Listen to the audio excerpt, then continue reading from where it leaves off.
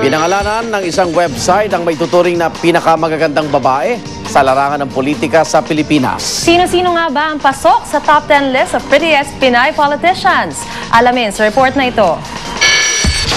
Wera muna ang mga usaping politika, ideolohiya o mga paniniwala. Kung face value lang daw pag-uusapan, sinong mga babaeng politiko ang lulutang?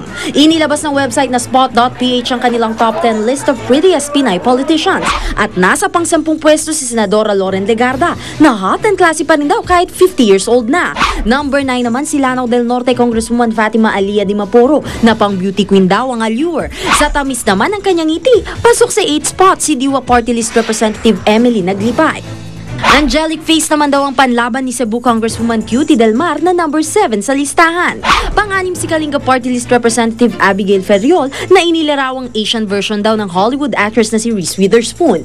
Sa edad namang 33 years old, pwede pa rin daw mapagkamalang kolehiyala ang mistisahing konsehala ng San Juan na si Jana Ejercito, kaya pasok siya sa number 5. Nasa 4th spot si General Santos City Mayor Darlene Custodio, ang petite cutie na di na raw kailangan pa ng makeup.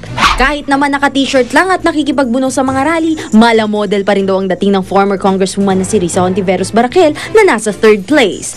Number 2 ang tinaguri ang presidential sweetheart na si Valenzuela City Councilor Shalani Soledad na lalo pa raw gumaganda habang pinagmamasdan. At sino ang nasa tuktok ng listahan?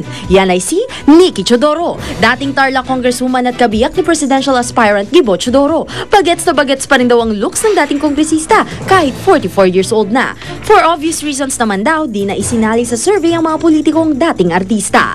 Para sa Saksi, Rauna Crisostomo nag-uula. Susunod ng Born to be Wild at yan ang mga pangyayaring tinutukan ninyo nag-iisang Liga ng Katotohanan. Ako naman, Arnold Glavio. Mga kapuso, 86 days na lang, Pasko na. Hatid namin ay balitang walang kinikilingan, walang pinoprotektahan, walang kasinungalingan, serbisyong totoo po lamang.